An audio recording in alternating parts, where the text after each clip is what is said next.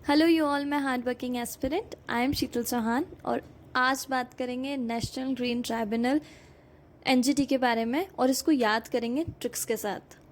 Okay चलो friends, तो फिर शुरू करते हैं। आज का टॉपिक है NGT, national green tribunal. MPPSC में हर साल यहाँ से एक प्रश्न आता है। फॉर एग्जाम्पल पिछली बार पूछा था appeal against order of NGT, मतलब एनजीटी से दुखी अगर हम हैं उनके ऑर्डर से, तो उसके लिए अपील कहाँ कर सकते हैं? सुप्रीम कोर्ट में। तो वो कितने दिनों के अंदर कर सकते हैं, ये पूछा था मध्य प्रदेश एमपीपीएससी वालों ने, और वो था 90 डेज। ठीक है, तो यहाँ से पूछा गया था सवाल। उससे पहले पूछा जा चुका है कि एनजीटी का फुल फॉर्म बताइए, national green tribunal. NGT act कब आया? 2010। तो ये 3 प्रश्न तो मैंने आपको यहीं से बता दिए कि ये पूछे जा चुके हैं। ठीक है, तो एनजीटी की इन्फॉर्मेशन तो आपके पास होगी भरपूर, पर आज हम इसको याद करेंगे ट्रिक्स के साथ। ठीक है, तो चाहे आप हिंदी मीडियम के स्टूडेंट हैं, चाहे आप इंग्लिश मीडियम के स्टूडेंट हैं, आपको ये इंग्लिश में देख के घबराना नहीं है। हम इसको याद करेंगे और आपको याद हो जाएगा, ये यकीन मानिए। आप वीडियो को एंड तक देखिए तो सही एक बार। ठीक है, तो फिर शुरू करते हैं। अब मैंने आपको एनजीटी की डेट पहले वाले वीडियो में भी याद करवाई है, जब मैंने सारे स्टैट्यूटरी ट्राइब्यूनल इसके कमीशंस के जितने भी सांविधिक आयोग हैं उनकी डेट्स याद करवाई थी। ठीक है, तो इसकी डेट याद करवाते वक्त मैंने क्या ट्रिक बताई थी, याद कीजिए। ओ वाओ, कितनी सारी ग्रीनरी है ना। ग्रीन ट्राइब्यूनल मतलब ग्रीन मतलब हरा भरा देखकर हम क्या बोलते हैं? Oh wow. तो ओ से ओ अक्टूबर, ओ ओ ओ ओ, मतलब कितने सारे ओ लिखे हैं ना। इस डेट को आपको ओ से याद करना है। ओ से अक्टूबर, ओ इससे मिला के 18 बना, तो 18 अक्टूबर 2010 हुई ना याद। और एक्ट कब आएगा? 2010 में 10। अब बात करते हैं कि इंडिया ऐसा थर्ड नेशन है, ऐसी थर्ड कंट्री है, तीसरी कंट्री है जिसमें नेशनल ग्रीन ट्राइब्यूनल है। तो पहली कौन सी वो 2 कंट्री है? तो वो पहली 2 है ऑस्ट्रेलिया और न्यूजीलैंड। पहली कंट्री है ऑस्ट्रेलिया, दूसरी है न्यूजीलैंड, और तीसरी है हमारा भारत। अब बात करते हैं कि नेशनल ग्रीन ट्राइब्यूनल में कंपोजिशन क्या है, कितने मेंबर्स रहते हैं, ये याद करेंगे। तो एक चेयरपर्सन रहते हैं, 10 to 20 judicial member, 10 to 20 expert member. मतलब मिनिमम 10 हो सकते हैं और मैक्सिमम 20। 10 से 20 तक आप जुडिशियल मेंबर ले लो, 10 से 20 तक एक्सपर्ट मेंबर्स ले लो। ठीक है, तो अब जो चेयरपर्सन होते हैं उनकी क्या क्वालिफिकेशन होती है? चेयरपर्सन की क्वालिफिकेशन है, अब आप सोचो नेशनल ग्रीन ट्राइब्यूनल की बात चल रही है, मतलब कुछ सुप्रीम हो रहा है ना। इन्वायरमेंट की, पर्यावरण की बात चल रही है, तो कुछ सुप्रीम मतलब सुप्रीम कोर्ट। सुप्रीम कोर्ट से कुछ ना कुछ तो लेंगे, पर इतना भी सुप्रीम नहीं है यार ये कि चीफ जस्टिस और सुप्रीम कोर्ट ले लें। तो चीफ जस्टिस और सुप्रीम कोर्ट के पास तो बहुत सारे और भी काम रहते हैं, तो हम जज ले लेते हैं। सुप्रीम कोर्ट का कोई जज, सिटिंग या रिटायर्ड जज ऑफ सुप्रीम कोर्ट, या फिर किसी भी हाई कोर्ट का, किसी भी स्टेट हाई कोर्ट का चीफ जस्टिस। ये 2 में से कोई भी एक आप चेयरपर्सन नियुक्त कर सकते हैं। ठीक है, अब आगे बढ़ते हैं कि जुडिशियल मेंबर की क्या क्वालिफिकेशन होगी। हमने यहाँ पे 2 ऑप्शंस दिए चेयरपर्सन के लिए, जुडिशियल मेंबर के लिए हम 3 ऑप्शन देंगे। उन 3 ऑप्शन में से जो 2 ऑप्शन है वो तो चेयरपर्सन के तरह ही सेम रहेंगे, डिक्टो। वो क्या? रिटायर्ड और सिटिंग जज ऑफ सुप्रीम कोर्ट और chief justice of high court, या फिर आप जज ऑफ हाई कोर्ट भी ले सकते हैं। ठीक है, जज of supreme court, chief justice of high court, या फिर जज ऑफ हाई कोर्ट। ये 3 ऑप्शंस रहेंगे आपको जुडिशियल मेंबर अपॉइंट करने के लिए। ठीक है, आप यहाँ से 2 से जब यहाँ से रिलेट कर लोगे ना तो याद हो जाएगा कि अच्छा 2 तो सेम है, और फिर चीफ जस्टिस लिया था तो जज ऑफ हाई कोर्ट भी ले सकते हैं। ठीक है, अब एक्सपर्ट मेंबर की क्वालिफिकेशन देखते हैं। एक्सपर्ट मेंबर को जब आप लेंगे तो उनके पास साइंस की डिग्री, या तो डॉक्टर, इंजीनियर, या फिर टेक्नोलॉजी से रिलेटेड कोई डिग्री होनी चाहिए। एक्सपीरियंस होना चाहिए उनको 15 साल का, और 5 साल का प्रैक्टिकल एक्सपीरियंस होना चाहिए फील्ड में उतरकर। पर्यावरण से रिलेटेड, इन्वायरमेंट से रिलेटेड 5 साल का प्रैक्टिकल एक्सपीरियंस, काम करते करते 15 साल हो जाने चाहिए, और डिग्री होनी चाहिए उनके पास ये सारी। या फिर वो एडमिनिस्ट्रेशन के अंदर भी काम कर सकते हैं और उनके पास सेम 15 साल का या 5 साल का प्रैक्टिकल एक्सपीरियंस होना चाहिए। अब बात करते हैं इनके टेन्योर की, कि कब तक ये नियुक्त रहेंगे चेयरपर्सन, है ना। तो या तो 5 साल तक या फिर 70 साल की एज तक। तो 5, अगर उनके देखो 5 साल हो गए ना उनको अगर बैठे बैठे, तो वो 5 साल तक रहेंगे। या फिर अगर 5 साल नहीं भी हुए और उससे पहले उनकी 70 एज हो गई तो भी उनको हटा दिया जाएगा। तो इसीलिए इसको ऐसे बोलते हैं 570। ठीक है। तो अब ये सुप्रीम कोर्ट की जब हम बात करेंगे तब 70 एज तक सुप्रीम कोर्ट की बात करेंगे। तब अगर सुप्रीम कोर्ट का कोई जज चेयरपर्सन अपॉइंट होता है तो वो कब तक रहेगा, 5 साल या फिर 70 की एज तक। अगर chief justice of high court appoint होते हैं चेयरपर्सन की तरह तो उनका टेन्योर रहेगा 5 साल या फिर 67 एज तक, है ना। तो हाई कोर्ट से आप 67 याद कर लो, सुप्रीम कोर्ट से 70, क्योंकि जब यहाँ पे जज ऑफ हाई कोर्ट भी रहेंगे ना तो भी उनका सेम रहेगा 67, ठीक है। तो 70 सुप्रीम कोर्ट के लिए और हाई कोर्ट के लिए 67 और 65 एक्सपर्ट मेंबर्स के लिए। मतलब 5 साल तो सब में सेम है, पर बस साल ईयर ऑफ एज उनकी अलग अलग हो जाती है। मतलब 70 साल तक है तो सुप्रीम कोर्ट के जज हैं और सुप्रीम कोर्ट के जज है तो उनको 70 साल तक बिठा लो। हाई कोर्ट के चीफ जस्टिस है 67 तक बिठा लो, या फिर और अगर एक्सपर्ट मेंबर है तो क्या है, उनके पास डिग्री तो है, 65 में ही उनको निकालो, ठीक है। ऐसे याद कर लो।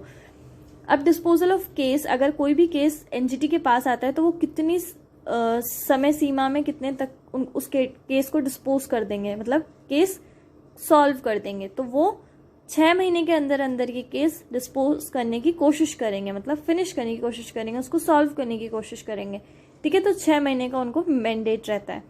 अब ये जो नेशनल ग्रीन ट्राइब्यूनल है ये कौन से मिनिस्ट्री के अंदर आता है, तो हम इसको रिलेट कर सकते हैं कि ग्रीनरी की बात हो रही, नेशनल ग्रीन ट्राइब्यूनल मतलब पर्यावरण से रिलेटेड है, तो ministry of environment, climate change और फॉरेस्ट, मतलब पर्यावरण वाली मिनिस्ट्री के अंदर ही आएगा।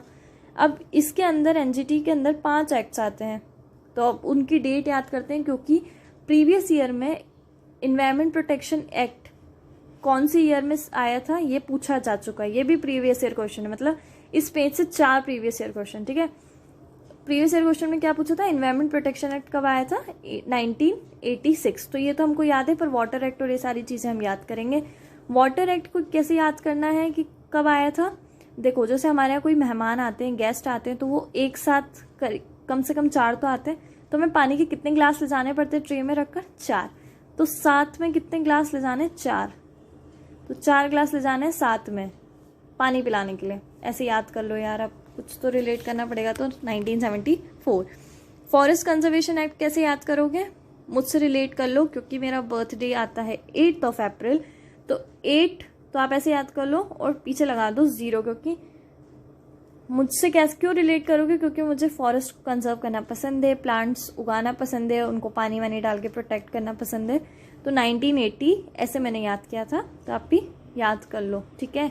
एयर एक्ट 1981, मतलब 88 मतलब मेरे पास जितनी भी एयर आ रही है ना, हवा, वो प्यूरिफाई होके आ रही है इस 1 से, मतलब मैंने एक बैरिकेड लगा दिया 1 कि मेरे पास जितनी भी एयर आएगी ना वो प्रोटेक्ट मतलब प्यूरिफाई होके आएगी, मतलब स्वच्छ होके आएगी। तो 81 एयर एक्ट, है ना। हंसी आ रही है ट्रिक्स सुन के मुझे पता है, पर ठीक है यार, याद करना है। इन्वायरमेंट प्रोटेक्शन एक्ट तो हम सबको याद है, रटा हुआ है 1986। बायोडाइवर्सिटी एक्ट 2002 में। अब ये कैसे रिलेट करोगे, बायो में जो बी है ना ये कहीं ना कहीं 2 से हमेशा रिलेट करता है, क्योंकि बी दूसरे नंबर पे आता है और 1 2 भी दूसरे नंबर पे आता है, 2002 बायोडाइवर्सिटी एक्ट 2002 हो गया ना 5 एक्ट याद। इसके अलावा जो 2 एक्ट इसमें नहीं है वो वाइल्ड लाइफ प्रोटेक्शन एक्ट है 1972 का, और शेड्यूल्ड ट्राइब्स का कंजर्वेशन और फॉरेस्ट ड्यूलर एक्ट है 2006 का, है ना, 2006 का। तो वो 2 इसमें नहीं आते, ये 5 आते हैं, तो ये 5 याद कर लो, ठीक है। आर्टिकल 21, मतलब कभी कभी पूछ लेते हैं कि एनजीटी जो हमारा है वो एनजीटी कौन से संविधान के कौन से अनुच्छेद से रिलेटेड है, तो अनुच्छेद 21, है ना। मैं हिंदी में भी बोल रही हूँ ताकि हिंदी मीडियम वाले बच्चों को ऐसा ना लगे कि मैडम सिर्फ इंग्लिश में पढ़ाती हैं, ठीक है। तो अनुच्छेद 21 में MC मेहता बनाम भारत संघ का केस आया था, MC Mehta versus union of India case. वो उसमें बोला गया था कि हमें पॉल्यूशन फ्री इन्वायरमेंट रखना चाहिए, हमारा दायित्व बनता है, और इसी के अंदर एनजीटी का गठन हुआ, ठीक है। तो आर्टिकल कौन सा है 21, और केस कौन सा है, MC Mehta versus union of India case, ठीक है। अब कुछ और छोटी मोटी डिटेल्स पढ़ लेते हैं हम, जैसे कि जो हमारा एनजीटी है उसकी 4 रीजनल बेंचेस हैं और 1 प्रिंसिपल बेंच है। तो प्रिंसिपल बेंच कहाँ होगी, दिल्ली में, अपनी दिल्ली में, ठीक है, क्योंकि हमारा कैपिटल भी, तो प्रिंसिपल बेंच दिल्ली। उसके बाद एक सेंट्रल बेंच है और वेस्टर्न बेंच, ईस्टर्न बेंच और सदर्न बेंच। तो जो साउथ में बेंच है वो चेन्नई में है, ईस्ट वाली कोलकाता में, वेस्ट वाली पुणे में और सेंट्रल वाली हमारे भोपाल में। ठीक है, तो ये 5 बेंचेस हैं हमारे एनजीटी की। याद कर लेना ऐसे मैप में इसको करके, तो आपको याद हो जाएगा। ठीक है, आप ऐसे मैप बना लेना छोटे से जहाँ पे भी आपने एनजीटी लिखा हुआ है। अब अगर बात करते हैं कि एनजीटी के जितने भी मेंबर्स हमने पढ़े हैं, 1 चेयरपर्सन, 10 से 20 जुडिशियल मेंबर, 10 से 20 एक्सपर्ट मेंबर्स, क्या ये रीअपॉइंट हो सकते हैं? तो इसका जवाब है नहीं, इनको रीअपॉइंटमेंट नहीं होगा इनका, तभी ये केस को अच्छे से डिस्पोज कर सकते हैं ना, बिना किसी उसके लालच के कि हमें वापस से अपॉइंटमेंट मिलेगा या कुछ, तो नहीं मिलेगा। ठीक है, अब इसमें जितना भी काम है ना इनको अपॉइंट करने का या फिर सब कुछ, वो कौन करती है? Central government. ठीक है, क्योंकि ये इन्वायरमेंट से रिलेटेड है, इसलिए हम प्रेसिडेंट को कष्ट नहीं देते, सीधे सेंट्रल गवर्नमेंट से बोलते हैं कि आप कीजिए सब कुछ।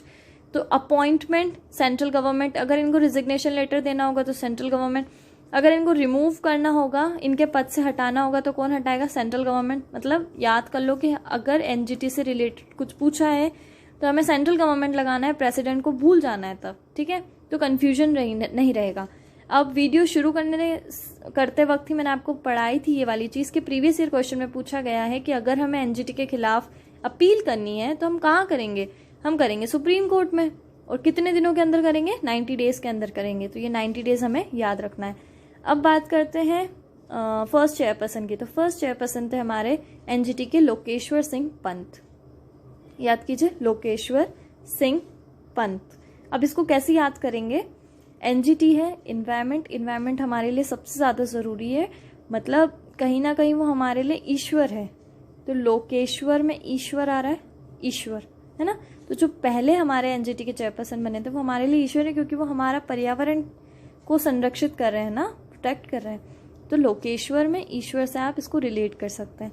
अभी है आदर्श कुमार गोयल, आदर्श के साथ उनको चलना पड़ेगा अगर उनको एनजीटी के केस डिस्पोज करने हैं। तो आदर्श कुमार गोयल, क्योंकि हम मध्य प्रदेश से बिलोंग करते हैं, एमपीपीसी की तैयारी कर रहे हैं, इसलिए भोपाल बेंच के जो चेयरपर्सन है उनका भी नाम हमें याद रखना है, वो है मोहन तिवारी।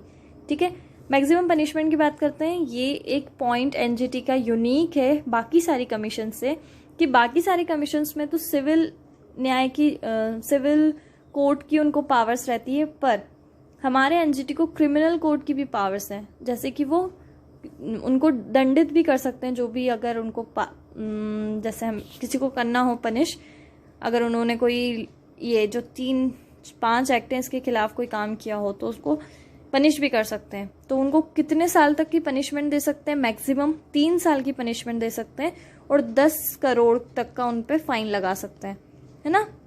मतलब 1 साल की भी दे सकते हैं, 2 साल की भी दे सकते हैं, पर मैक्सिमम कितने साल की? 3 साल की। 3 से ज़्यादा नहीं दे सकते। और 20 करोड़ तक का फाइन लगा सकते हैं, या फिर दोनों लगा सकते हैं, मतलब सज़ा भी दे सकते हैं और फाइन भी लगा सकते हैं। ठीक है, तो ये था हमारा एनजीटी। आई होप आपको ये याद हो गया हो, है ना। ऐसे बहुत सारे वीडियोस हैं यार यूट्यूब पे जो एनजीटी के बारे में हमें सब बता देते हैं, पर हमने इस वीडियो में याद किया एनजीटी। एक पेज में मैं आपके लिए शॉर्ट एंड स्वीट लाई हूँ और जल्दी जल्दी आपको पढ़ाने की और याद कराने की कोशिश की है। आप जब एग्ज़ाम देने जाएंगे ना, उससे पहले मेरे वीडियोस देख लेना सारे, जितने भी यूनिट 10 से रिलेटेड आते हैं, ताकि आपको ना मतलब उस टाइम पे इतना प्रेशर रहता है कि हम कॉपीज से नहीं पढ़ सकते, पर वीडियो देख के आपको हर चीज़ एक बार रिवाइज हो जाएगी। ठीक है, तो ये था हमारा एनजीटी। आगे और भी यूनिट 10 के वीडियोस आएंगे।